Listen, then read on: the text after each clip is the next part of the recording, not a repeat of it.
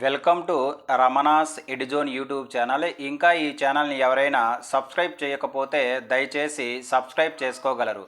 So ఈ వీడియోలో మనము ఈవో గ్రేడ్ 3 సంబంధించి పేపర్ 2లో భాగంగా 10వ చాప్టర్ అయినటువంటి దేవాలయ ధర్మాదాయ సంస్థలకు ఆదాయ వనరుల గురించి కొన్ని ముఖ్యమైనటువంటి ప్రశ్నల గురించి తెలుసుకుందాం. సో అందులో భాగంగా మొదటి ప్రశ్నను కానీ గమనించినట్లయితే మొదటి ప్రశ్న ఏం చెప్తుందంటే ఇక్కడ బోర్డు ట్రస్ట్ బోర్డు ఉన్నతాధికారులకు పంపించే ముసాయిదా బడ్జెట్ ఏ విధంగా ఉండాలి అంటే ఇక్కడ మనం చెప్పుకున్నాం.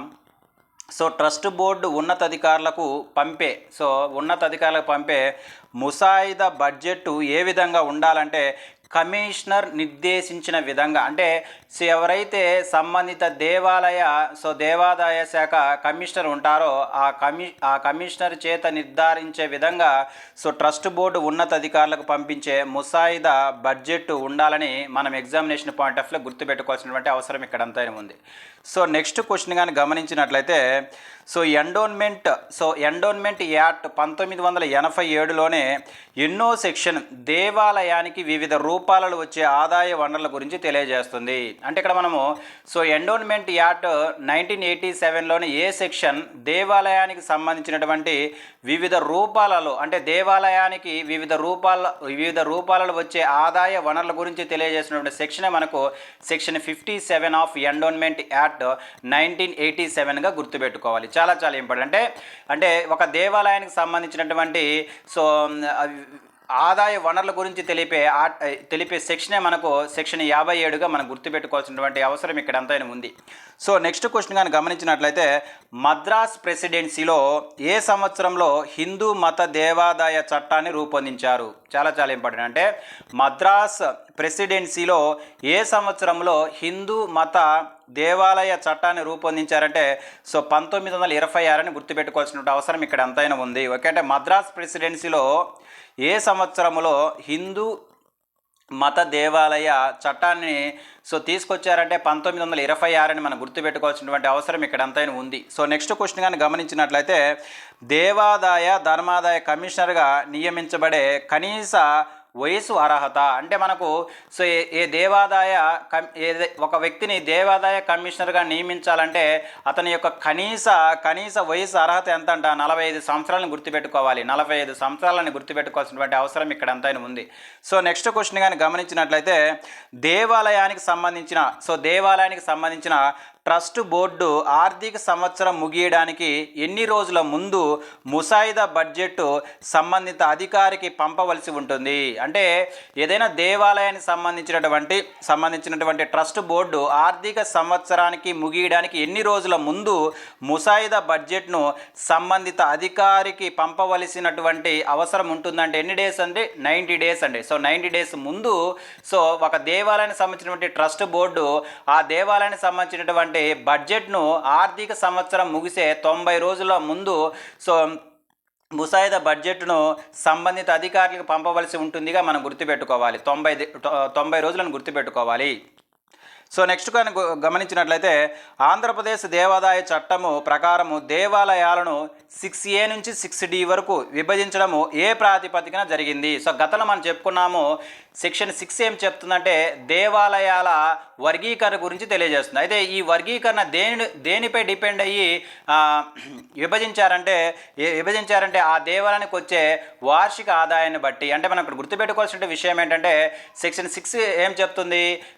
దేవాలయాల వర్గీకరణ గురించి తెలియజేస్తుంది. ఈ సెక్షను ఈ సెక్షన్ ప్రకారము దేన్ని బట్టి దేవాలయాలను వివిధ వర్గాలు అంటే 6A 6B 6C 6D అదేవిధంగా 6E విధంగా విభజించారంటే ఆ దేవాలయం యొక్క వార్షిక ఆదాయాన్ని బట్టి విభజించినట్లుగా మనం ఎగ్జామినేషన్ పాయింట్ ఆఫ్ వ్యూలో గుర్తుపెట్టుకోవాల్సినటువంటి అవసరం ఇక్కడ అంతా ఉంది. నెక్స్ట్ క్వశ్చన్ గమనించినట్లయితే దేవాలయానికి సంబంధించిన ట్రస్ట్ బోర్డు రూపకల్పన చేసిన ముసాయిదా బడ్జెట్లో ఏమేమి అంశాలు ఉంటాయి?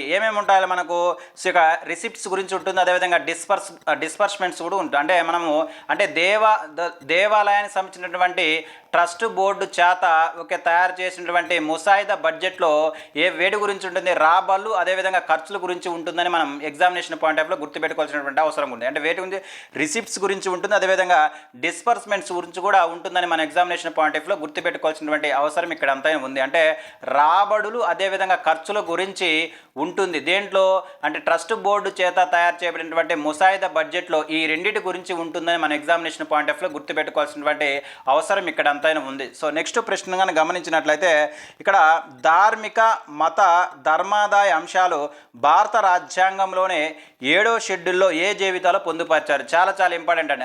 మనకి ఇక్కడ మనకు సో అంశాలను మనకు 7వ షెడ్యూల్లో ఎన్ని రకాలుగా విభజించారు, 3 రకాలుగా. ఒకటి ఏంటిది, సో ఇది సెంట్రల్ లిస్టు, నెక్స్ట్ వచ్చేసరికి కన్కరెంట్ లిస్టు, అదేవిధంగా స్టేట్ లిస్ట్ అనే అంశాలుగా విభజించడం జరిగినట్లుగా మనం భారత రాజ్యాంగంలో చదువుకుంటాం. అందులో భాగంగా సో ధార్మిక అదేవిధంగా మత అదేవిధంగా ధర్మదాయాలకు సంబంధించినటువంటి అంశాలను 7వ షెడ్యూల్లోని ఎక్కడ పొందుపరిచారంటే ఉమ్మడి జాబితాలు పొందుపరిచినట్లుగా మనం గుర్తుపెట్టుకోవాల్సిన అవసరం ఇక్కడ అంతా. అంటే ఉమ్మడి జాబితాలు ఏంటంటిది అంటే ఈ అంశాలపైన సో కేంద్రం అదేవిధంగా రాష్ట్రం కూడా చట్టాలు చేయవచ్చని మనం ఎగ్జామినేషన్ పాయింట్ ఆఫ్ లో గుర్తుపెట్టుకోవాల్సినటువంటి అవసరం ఇక్కడ అంతానే ఉంది. అంటే ఏదైనా మనకు ధార్మిక కానీ మత కానీ ధర్మాదాయ అంశాలకు సంబంధించినటువంటి అంశాలు 7వ షెడ్యూల్ ఎక్కడ పొందుపరచడం జరిగిందంటే కన్కరెంట్ లిస్ట్, దీన్ని మనం ఉమ్మడి జాబితాలు పొందుపరిచినట్లుగా మనం ఎగ్జామినేషన్ పాయింట్ ఆఫ్ లో గుర్తుపెట్టుకోవాల్సినటువంటి అవసరం ఇక్కడ అంతా ఉంది. సో నెక్స్ట్ క్వశ్చన్ కానీ గమనించినట్లయితే సో దేవాలయ వర్గీకరణ ఆంధ్రప్రదేశ్ దేవాదాయ చట్టం 1987లోని ఏ సెక్షన్లో ఉంది. ఇప్పుడే మనం చెప్పుకున్నాము.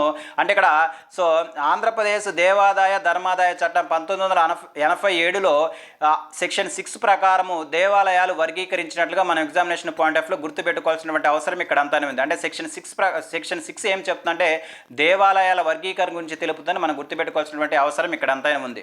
సో నెక్స్ట్ క్వశ్చన్ కానీ గమనించినట్లయితే తిరుపతి తిరుమల దేవస్థానం ట్రస్ట్ బోర్డులో చైర్మన్ సహా ఎంతమంది సభ్యులు ఉంటారు. చాలా చాలా ఇంపార్టెంట్. అంటే ఇక్కడ మనకు సో తిరుపతి తిరుమల దేవస్థానం ట్రస్ట్ బోర్డులో చైర్మన్తో సహా ఎంతమంది సభ్యులు ఉంటారంటే సో 24 మెంబర్స్ ఉంటారండి. చాలా చాలా ఇంపార్టెంట్. అంటే చైర్మన్తో కలుపుకొని 24 మెంబర్స్ ఉంటారు, 4 ఎక్స్ అఫీసియో మెంబర్స్ ఉంటారు, అదేవిధంగా 52 మంది ప్రత్యేక ఆహ్వానితులు ఉంటారని మనం గుర్తుపెట్టుకోవాల్సిన అవసరం ఇక్కడ అంతా ఉంది. అంటే ఇక్కడ మనము టీటీడీ ట్రస్ట్ బోర్డులో చైర్మన్తో సహా 24 మంది సభ్యులు ఉంటారు, అదేవిధంగా 4 ఎక్స్ అఫీసియో చైర్మన్లు ఉంటారు, అదేవిధంగా మెంబర్స్ ఉంటారని, అదేవిధంగా 52 మంది స్పెషల్ ఇన్వైటర్స్ అంటే ప్రత్యేక ఆహ్వానితులు ఉంటారని మన ఎగ్జామినేషన్ పాయింట్ ఆఫ్ గుర్తుపెట్టుకోవాల్సినటువంటి అవసరం ఇక్కడ అంతానే ఉంది. సో నెక్స్ట్ క్వశ్చన్ కానీ మనం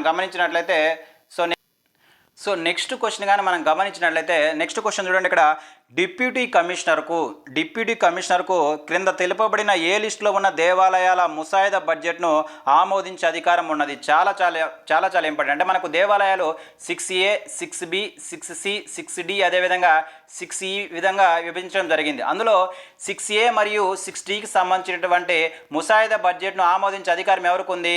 దేవాదాయ శాఖ కమిషనర్కు ఉంది. అదేవిధంగా 6Bకి అంటే డిప్యూటీ కమిషనర్కి సో 6Bలో ఉన్నటువంటి దేవాలయ లిస్టులకు సంబంధించినటువంటి సో ముసాయిదా బడ్జెట్ను ఆమోదించే అధికారం ఉన్నట్లుగా గుర్తుపెట్టుకోవాల్సిన అవసరం ఎంతైనా ఉంది. అదేవిధంగా 6C సంబంధించినటువంటి దేవాలయాలకు సంబంధించినటువంటి బడ్జెట్ను ఆమోదించడానికి అధికారం ఉన్నటువంటి వ్యక్తి ఎవరు? మనకు అసిస్టెంట్ కమిషనర్గా గుర్తుపెట్టుకోవాలంటే సో ఈ ప్రశ్న ద్వారా మనకు 6A 6Dలో ఉన్నటువంటి దేవాలయాలకు సంబంధించినటువంటి ముసాయిదా బడ్జెట్ను ఆమోదించే అధికారం ఎవరికి ఉందంటే దేవాదాయ శాఖ కమిషనర్ గాను, అదేవిధంగా 6Bలో పొందుపరచబడినటువంటి దేవాలయాలకు సంబంధించినటువంటి ముసాయిదా బడ్జెట్ను డిప్యూటీ కమిషనర్కు ముసాయిదా బడ్జెట్ను డిప్యూటీ కమిషనర్, అదేవిధంగా 6Cలో ఉన్నటువంటి దేవాలయాలకు సంబంధించినటువంటి ముసాయిదా బడ్జెట్ను ఆమోదించే అధికారము అసిస్టెంట్ కమిషనర్కు ఉన్నట్లుగా మన ఎగ్జామినేషన్ పాయింట్ ఆఫ్ లో గుర్తుపెట్టుకోవాల్సినటువంటి అవసరం ఇక్కడ అంతా ఉంది. సో నెక్స్ట్ క్వశ్చన్ కానీ గమనించినట్లయితే హిందూ మత దేవాదాయ బోర్డు ద్వారా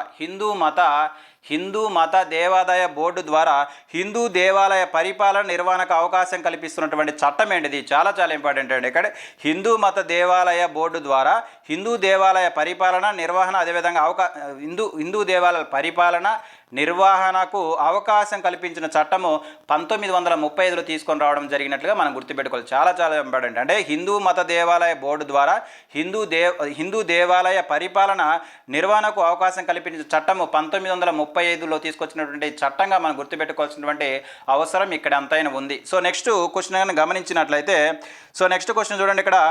బ్రిటిష్ వారి కాలంలో ఏ సంవత్సరంలో మత సంస్థలను రాజ్య లేదా ప్రభుత్వ నియంత్రణ వేరు చేస్తూ మత దేవాదాయ చట్టాన్ని చేశారు? చాలా చాలా ఇంపార్టెంట్. అంటే బ్రిటిష్ వారి కాలంలో తీసుకొచ్చినటువంటి ఏ సంస్థలు తీసుకొచ్చిన చట్టం ప్రకారము మత సంస్థలను రాజ్య లేదా ప్రభుత్వ నియంత్రణ వేరు చేస్తూ మత దేవాదాయ చట్టాన్ని చేశారంటే 1863లో తీసుకొచ్చినటువంటి చట్టం ద్వారా. చాలా చాలా ఇంపార్టెంట్. అంటే 1863లో తీసుకొచ్చినటువంటి చట్టం ద్వారా బ్రిటిష్ వారి కాలంలో మత సంస్థలను రాజ్య లేదా ప్రభుత్వ నియంత్రణ వేరు చేస్తూ మత దేవాదాయ చట్టాన్ని తీసుకొచ్చినట్లుగా మనం గుర్తుపెట్టుకోవాల్సినటువంటి అవసరం ఇక్కడ అంతైనా ఉంది. నెక్స్ట్ క్వశ్చన్ కనుక గమనించినట్లయితే ధార్మిక మత సంస్థలు లేదా ధర్మాదాయం యొక్క బడ్జెట్కు సంబంధించినటువంటి సెక్షన్ చాలా చాలా ఇంపార్టెంట్. అంటే ధార్మిక లేదా మత లేదా ధర్మాదాయ సంస్థలకు సంబంధించినటువంటి బడ్జెట్ గురించి తెలియజేసే సెక్షన్ మనకు సెక్షన్ 57గా మనం గుర్తుపెట్టుకోవాల్సినటువంటి అవసరం ఇక్కడ అంతైనా ఉంది. నెక్స్ట్ క్వశ్చన్ కనుక గమనించినట్లయితే ధూపదీప నైవేద్యం పథకం కోసము 25 లక్షల నుంచి 50 లక్షల లోపు ఆదాయం కలిగినటువంటి దేవాలయం నుండి ఎంత శాతం ధనాన్ని స్వీకరిస్తారు? చాలా చాలా ఇంపార్టెంట్. ఇక్కడ ధూప దీప నైవేద్యం పథకం కోసము 25 లక్షల నుంచి 50 లక్షల లోపు ఆదాయం కలిగినటువంటి దేవాలయాల నుండి ఎంత శాతాన్ని ధనాన్ని స్వీకరిస్తారంటే 2% అండి. చాలా చాలా ఇంపార్టెంట్. ఏ దేవాలయం అయితే దాని వార్షిక ఆదాయం అనేది 25 లక్షల నుంచి 50 లక్షల లోపు ఉంటుందో అటువంటి దేవాలయాల ధూపదీప నైవేద్యం కోసము ఎంత శాతం ధనాన్ని కేటాయిస్తారంటే 2% ధనాన్ని కేటాయిస్తారని మన ఎగ్జామినేషన్ పాయింట్ ఆఫ్ వ్యూలో గుర్తుపెట్టుకోవాల్సినటువంటి అవసరం ఇక్కడ అంతైనా ఉంది. నెక్స్ట్ క్వశ్చన్ కానీ గమనించినట్లయితే ఇక్కడ మనము దేవాలయాల వార్షిక ఆదాయము ఈ చట్టంలోని ఏ సెక్షన్ ప్రకారం లెక్కిస్తారు అంటే ఇక్కడ మనకు ఈ 1987లో వచ్చినటువంటి ఈ చట్టంలో ఏ సెక్షన్ ప్రకారము ఒక దేవాలయానికి సంబంధించినటువంటి వార్షిక ఆదాయాన్ని లెక్కిస్తారంటే సెక్షన్ 65గా మనం గుర్తుపెట్టుకోవాలి. చాలా చాలా ఇంపార్టెంట్ అండి. సెక్షన్ 65గా మనం గుర్తుపెట్టుకోవాల్సినటువంటి అవసరం ఇక్కడ అంతైనా ఉంది. అంటే ఈ సెక్షన్ 65 ప్రకారం ఒక దేవాలయానికి సంబంధించి వార్షిక ఆదాయం లెక్కిస్తారని మనకు 1980లో తీసుకురాబడినటువంటి దేవాదాయ చట్టము చెప్తుందని మనం గుర్తుపెట్టుకోవాల్సినటువంటి అవసరం ఇక్కడ అంతైనా ఉంది. నెక్స్ట్ క్వశ్చన్ కానీ గమనించినట్లయితే రాష్ట్ర స్థాయి సనాతన ధర్మ పరిషత్తుకు అంటే రాష్ట్ర స్థాయి సనాతన ధర్మ పరిషత్తుకు ఎవరు అధ్యక్షుడిగా వ్యవహరిస్తారు అంటే ఇక్కడ మనకు రాష్ట్ర స్థాయిలో ఉన్నటువంటి సనాతన ధర్మ పరిషత్తుకు ఎవరు అధ్యక్షుడిగా వహిస్తారంటే ఆ రాష్ట్ర సంబంధిత దేవాదాయ శాఖ మంత్రి. చాలా చాలా ఇంపార్టెంట్ అండి. ఆ రాష్ట్ర సంబంధిత దేవాదాయ శాఖ మంత్రి ఆ రాష్ట్ర స్థాయిలో ఉన్నటువంటి సనాతన ధర్మ పరిషత్తుకి అధ్యక్షుడిగా వహిస్తారని మనం ఎగ్జామినేషన్ పాయింట్ ఆఫ్ వ్యూలో గుర్తుపెట్టుకోవాల్సినటువంటి అవసరం ఇక్కడ అంతైనా ఉంది. నెక్స్ట్ క్వశ్చన్ కానీ గమనించినట్లయితే దేవాలయానికి ఒక సంవత్సర కాలంలో వచ్చే ఆదాయంలో ఎంత శాతానికి మించి ఉద్యోగులకు జీతభత్యాలు చెల్లించకూడదని ఈ చట్టం తెలియజేస్తుంది. చాలా చాలా ఇంపార్టెంట్. అంటే 1987లో తీసుకొచ్చినటువంటి దేవాదాయ ధర్మాదాయ చట్టం ప్రకారము దేవాలయానికి ఒక సంవత్సర కాలంలో వచ్చే ఆదాయంలో ఎంత శాతానికి మించి ఉద్యోగులకు జీతభత్యాలు కేటాయించకూడదని తెలియజేస్తుందంటే 30% అని గుర్తుపెట్టుకోవాలి. అంటే ఏదైనా ఒక దేవాలయానికి సంబంధించి ఆ దేవాలయంలో ఉద్యోగులు ఉంటారు. ఆ ఉద్యోగులకు సంబంధించి జీతభత్యాలు ఎంత శాతం మించి ఉండకూడదంటే 30% మించి ఉండకూడదని ఈ చట్టం చెప్తున్నట్లుగా మనం ఎగ్జామినేషన్ పాయింట్ ఆఫ్ లో గుర్తుపెట్టుకోవాలి. నెక్స్ట్ క్వశ్చన్ కానీ గమనించినట్లయితే ఇక్కడ సెక్షన్ 6Cలో ఉన్న దేవాలయాల ముసాయిదా బడ్జెట్ను ఆమోదించే అధికారము ఈ క్రింది వాళ్ళకు ఎవరికి ఉంటుంది? ఇప్పుడే మనం చెప్పుకున్నాము. అంటే ఇక్కడ సెక్షన్ సిలో పొందుపరిచినటువంటి దేవాలయాలకు సంబంధించినటువంటి ముసాయిదా బడ్జెట్ను ఆమోదించే అధికారం ఎవరికి ఉంటుందంటే దేవాదాయ శాఖ అసిస్టెంట్ కమిషనర్. చాలా చాలా ఇంపార్టెంట్ అండి. 6A 6Dకి వచ్చేసరికి ఏమో దేవాదాయ శాఖ కమిషనర్, 6Bకి వచ్చేసరికి ఎవరికి అధికారం ఉంటుందంటే దేవాదాయ డిప్యూటీ కమిషనర్కి ఉంటుంది. అదేవిధంగా 6Cలో పొందుపరిచినటువంటి దేవాలయాలకు సంబంధించినటువంటి ముసాయిదాను ఆమోదించే అధికారం ఎవరికి ఉంటుందంటే దేవాదాయ శాఖ అసిస్టెంట్ కమిషనర్కి ఉంటుందని మన ఎగ్జామినేషన్ పాయింట్ ఆఫ్ వ్యూలో గుర్తుపెట్టుకోవాల్సినటువంటి అవసరం ఇక్కడ అంతైనా ఉంది. నెక్స్ట్ క్వశ్చన్ కానీ గమనించినట్లయితే దేవాదాయ ధర్మ ధర్మాదాయ చట్టం, సో ధర్మాదాయ చట్టం 1987లో సెక్షన్ 6 ప్రకారము మతం ధార్మిక సంపన్నులను వాటి వార్షిక ఆదాయ ప్రతిపాదికన ఎన్ని వర్గాలుగా వర్గీకరించారు? ఎన్ని రకాలుగా? 3 రకాలుగా వర్గీకరించారు. ఏవేంటి? 6A, 6B, 6C అని గుర్తుపెట్టుకోవాలంటే ఇక్కడ మనం బాగా గుర్తుపెట్టుకోవాల్సిన విషయం ఏంటంటే 1987లో వచ్చినటువంటి ధర్మాదాయ చట్టం ప్రకారము మత ధార్మిక సంస్థలను వాటి వార్షిక వాటి యొక్క వార్షిక ఆదాయం పరంగా ఎన్ని రకాలుగా వర్గీకరించారంటే 3 రకాలుగా. అంటే అవేంటివి? 6A, 6B, 6C అని గుర్తుపెట్టుకోవాల్సిన అవసరం ఇక్కడ అంతా ఉంది. సో 6A ఏంటిది? సో వేటి యొక్క ఆదాయం అయితే 20 లక్షల కన్నా ఎక్కువగా ఉంటుందో వాటిని 6Aలో పొందుపరిచారు. అదేవిధంగా 6B ఏం చెప్తుందంటే సో ఏ దేవాలయం యొక్క ఆదాయం అనేది 2 లక్షల నుంచి 25 లక్షల మధ్య ఉంటుందో అటువంటి దేవాలయాన్ని ఏ జాబితాలో పొందుపరిచారు? 6B జాబితాలో పొందుపరిచినట్లు గుర్తుపెట్టుకోవాలి. అదేవిధంగా 6Cలో ఏ దేవాలయం యొక్క వార్షిక ఆదాయం అనేది 2 లక్షల కన్నా తక్కువ ఉంటుందో అటువంటి దేవాలయాల జాబితాను ఏ సెక్షన్లో పొందుపరిచారు? 6Cలో పొందుపరిచినట్లుగా మనం ఎగ్జామినేషన్ పాయింట్ ఆఫ్ లో గుర్తుపెట్టుకోవాల్సినటువంటి అవసరం ఇక్కడ అంతా ఉంది. సో నెక్స్ట్ క్వశ్చన్ కానీ మనం గమనించినట్లయితే ఆంధ్రప్రదేశ్ ధార్మిక మరియు హిందూ మత సంస్థల మరియు ధర్మాదాయ చట్టం 1987లో అంశాలకు సంబంధించి సరైన అంశాలను గుర్తించండి. అంటే ఇక్కడ మనం బాగా గుర్తుపెట్టుకోవాల్సిన విషయం ఏంటంటే 1980లో తీసుకొచ్చినటువంటి ఆంధ్రప్రదేశ్ ధర్మాదాయ చట్టానికి సంబంధించి ఈ క్రింది అంశాలను పరిశీలించండి. అంటే క్రింది వాటిలో ఏవి సరైనవని గమనిస్తే ఫస్ట్ది ఈ చట్టంలో 162 సెక్షన్లు ఉంటాయి. Yes correct. ఈ చట్టంలో ఎన్ని సెక్షన్లు ఉన్నాయండి? 162 సెక్షన్లు ఉన్నట్లుగా మనం గుర్తుపెట్టుకోవాలి. అదేవిధంగా ఈ చట్టంలో ఎన్ని అధ్యాయాలు ఉన్నాయి? 15 అధ్యాయాలు ఉన్నాయి. ఇది కూడా కరెక్టే. అంటే సో ఇక్కడ 1980లో తీసుకొచ్చినటువంటి ధర్మాదాయ చట్టంలో మొత్తం ఎన్ని సెక్షన్లు ఉన్నాయి? 162 సెక్షన్లు. అదేవిధంగా 15 అధ్యాయాలు ఉన్నాయని గుర్తుపెట్టుకోవాలి. అదేవిధంగా ఈ చట్టము 1987 మే 28న అమల్లోకి వచ్చింది. చాలా ఇంపార్టెంట్ అంటే ఇవన్నీ కూడా సరైనవి. అంటే మనము ఇక్కడ 1987లో తీసుకొచ్చినటువంటి ఈ చట్టంలో మొత్తం సెక్షన్ల సంఖ్య అంతా 162. అదేవిధంగా మొత్తం అధ్యాయాలు ఎన్ని అధ్యాయాలు ఉన్నాయి? 15 అధ్యాయాలు ఉన్నాయి. అదేవిధంగా ఈ చట్టం ఎప్పటి నుంచి అమల్లోకి వచ్చిందంటే 1987 మే 28 నుంచి అమల్లోకి వచ్చినట్లుగా మనము గుర్తుపెట్టుకోవాల్సినటువంటి అవసరం ఇక్కడ అంతా ఉంది.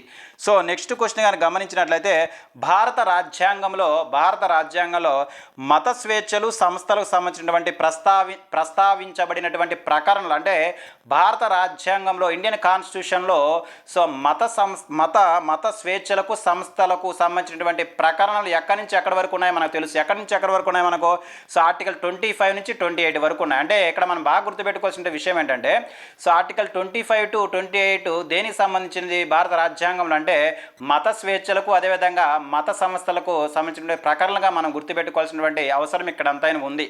సో నెక్స్ట్ క్వశ్చన్ కానీ గమనించినట్లయితే 1960లో కేంద్ర ప్రభుత్వము ఎవరి అధ్యక్షతన హిందూ మత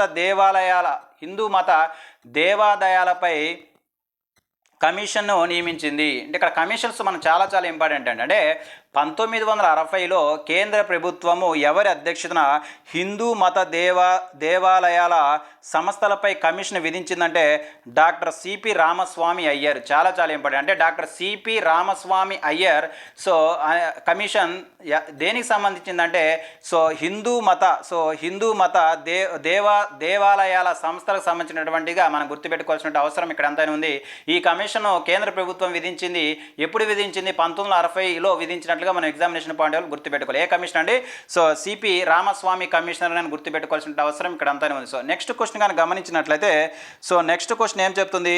సో ఆడిట్లో లోపాలు అంటే ఫర్ ఎగ్జాంపుల్ ఏదైనా మత సంస్థలకు కావచ్చు, ధార్మిక సంస్థలు కావచ్చు, దేవాలయాలకు సంబంధించి ఆడిట్లో ఏవైనా లోపాలు ఉంటే సరిదిద్దించుకోవడానికి అవకాశం గురించి తెలుపుతున్న సెక్షన్ మనకు సెక్షన్ 61గా గుర్తుపెట్టుకోవాలి. చాలా ఇంపార్టెంట్. అంటే ఇక్కడ సెక్షన్ 61 ప్రకారము ఆడిట్లో ఏమైనా లోపాలు ఉంటే సరిదిద్దుటకు ఉద్దేశించినటువంటి సెక్షన్ 61గా మనము ఎగ్జామినేషన్ పాయింట్ ఆఫ్ లో గుర్తుపెట్టుకోవాల్సినటువంటి అవసరం ఇక్కడ అంతా ఉంది. సో నెక్స్ట్ క్వశ్చన్ కానీ గమనించినట్లయితే సో నెక్స్ట్ క్వశ్చన్ ఏం చూద్దాం ఇక్కడ. సో నెక్స్ట్ క్వశ్చన్ ఏంది ఇక్కడ నెక్స్ట్ క్వశ్చన్ కానీ గమనించినట్లయితే సో ఆంధ్రప్రదేశ్ ధార్మిక మరియు హిందూ మత సంస్థల ధర్మాదాయ నూతన చట్టాన్ని సో ఏ సంవత్సరంలో తీసుకొచ్చారు అంటే సో ఏపీ ఆంధ్రప్రదేశ్ దేవాదాయ ధర్మాదాయ చట్టాన్ని ఎప్పుడు తీసుకొచ్చారంటే సో 1980లో తీసుకొచ్చారని గుర్తుపెట్టుకోవాలి. ఎగ్జాక్ట్గా మనం గుర్తుపెట్టుకోవాలంటే 1987 మే 28వ తారీఖు నుంచి ఈ చట్టం అమల్లోకి వచ్చినట్లుగా మనం ఎగ్జామినేషన్ పాయింట్ ఆఫ్ లో గుర్తుపెట్టుకోవాల్సినటువంటి అవసరం ఇక్కడ ఎంతైనా ఉంది. సో నెక్స్ట్ క్వశ్చన్ కానీ గమనించినట్లయితే సో ఆడిటర్లకు సహాయ సదుపాయాలు సమకూర్చడ ఎవరి యొక్క బాధ్యత? చాలా ఇంపార్టెంట్. అంటే ఎవరైతే మనకు ఆడిటింగ్కి వస్తారో ఈ ఆడిటర్లకు సంబంధించి సహాయాలు సదుపాయాలు సో సమకూర్చడం ఎవరి యొక్క బాధ్యత అంట ఆ సంబంధిత ట్రస్టు సంబంధిత సంస్థ ట్రస్ట్ లేదా ప్రతినిధికి ఉంటుందని గుర్తుపెట్టుకోవాల్సిన అవసరం ఎంతైనా. అంటే ఇక్కడ ఎవరైతే ఆడిటింగ్ చేయడానికి వచ్చారో వారికి సహాయాలు అవ్వచ్చు సదుపాయాలు కల్పించే బాధ్యత ఎవరికి ఉంటుందంటే ఆ సంబంధిత ట్రస్ట్ లేదా ప్రతినిధికి ఉంటుందని మనం గుర్తుపెట్టుకోవాల్సినటువంటి అవసరం ఇక్కడ ఎంతైనా ఉంది. సో నెక్స్ట్ క్వశ్చన్ కానీ గమనించినట్లయితే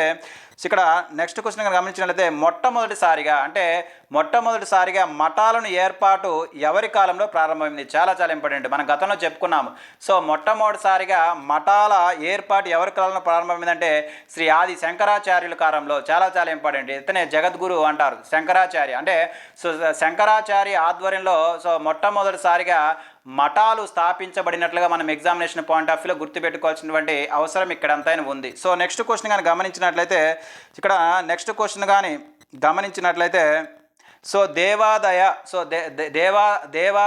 ధర్మాదాయ సంస్థలో పనిచేసినటువంటి సిబ్బందికి చెల్లించు వాటి వార్షిక ఆదాయంలో ఎంత శాతాన్ని మించరాదు? ఇప్పుడే మనం గతంలో చెప్పుకున్నాం. సో ఎంత శాతం మించరాదండి? 30% మించరాదు. అంటే మనకు ఏదైనా మత సంస్థ కావచ్చు ధార్మిక సంస్థ కావచ్చు లేదా దేవాలయంలో పనిచేసినటువంటి సిబ్బంది యొక్క జీతపద్యాలు అనేవి ఆ సంస్థలకు సంబంధించినటువంటి వార్షిక ఆదాయంలో 30% మించి ఉండరాదని మనము గుర్తుపెట్టుకోవాల్సిన అవసరం. ఇవి మనకు సో ఈవో గ్రేడ్ 3 సంబంధించి పేపర్ 2లో భాగంగా 10వ చాప్టర్ అయినటువంటి సో దేవాదాయ వివిధ మత సంస్థలకు ఆదాయ వనరులో భాగంగా మనము సో ముఖ్యమైనటువంటి క్వశ్చన్లుగా మనం గుర్తుపెట్టుకోవాలి. నెక్స్ట్ వీడియోలో ఈ చాప్టర్ సంబంధించినటువంటి మరికొన్ని ప్రశ్నల గురించి మనము చర్చించుకుందాము. Thank you.